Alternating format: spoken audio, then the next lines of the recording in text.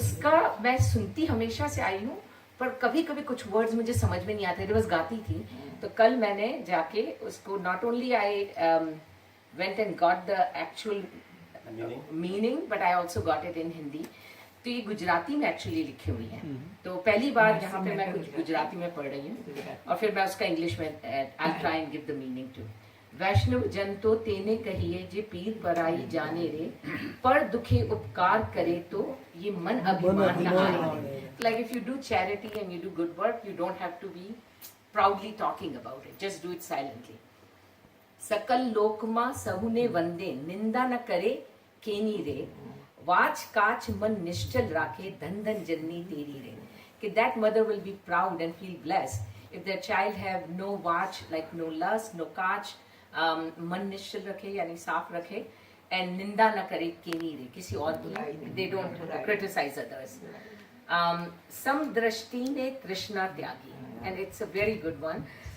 Equality, like look for, सबको एक ही आंखों से देखो, and तृष्णा त्यागी यानी कि वर्ल्डली प्लेजर्स को छोड़ो, पर स्त्री जिन्हें मात दे, दूसरों की विमेन को अपनी माँ की तरह मानो, जिह्वा थकी असत्य ना बोले, क्या however tired your tongue is, पर कभी झूठ मुंह से ना निकले, पर धन नव जाले हाथ रे, and you do not ever take over others property. And I think ये उस जमाने में लिखा गया था जब जमींदार लोगों की हत्या कर, I mean किसानों से उनकी जमीन ले लिया करते थे.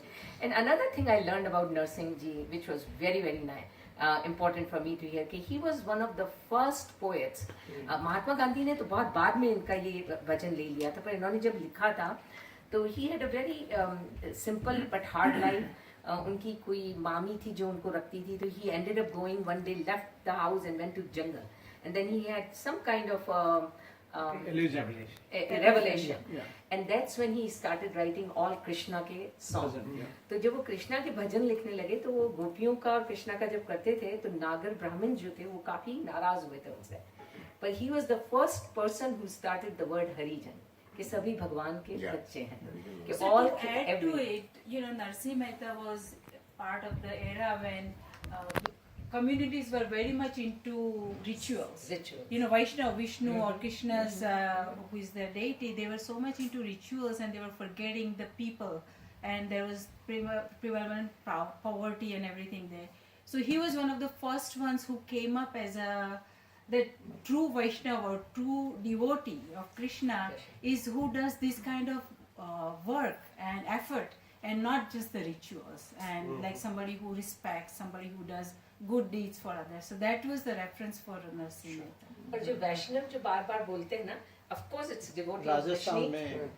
राजस्थान में इसका नरसी का भात के नाम से बहुत गाते हैं, नरसी का भात, क्यों कृष्ण ने उसकी भात भरा था उसका। और ऐसा कभी नहीं होता कि नरसी का भात गाएं और सारी औरतें ना गाएं। हाँ, कोई कोई सो इमोशनल, कभी वो खत्म नहीं होता, हम बचपन से देख रहे हैं, वो कभी खत्म नहीं हो पाता। People cry.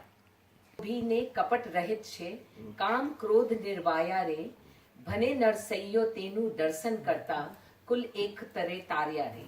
और इसका बहुत अच्छा है कि जो do not succumb to worldly people, who do not succumb to worldly attachments यानी materialism, जो यहाँ अमेरिका में तो कूट के भरा है, and a true Vaishnav have forfeited greed and avarice and cheating. So like कपट जिसे कहते हैं, cheat, he has renounced lust of all types and anger, and the poet Narsi would like to see such a person whose virtue will liberate the entire lineage. आपके पूरे कुल को, यानी आपकी पूरी lineage जो है, आपकी पूरी generation को वो liberate कर सकता है. So it was very nice and I wanted to read that.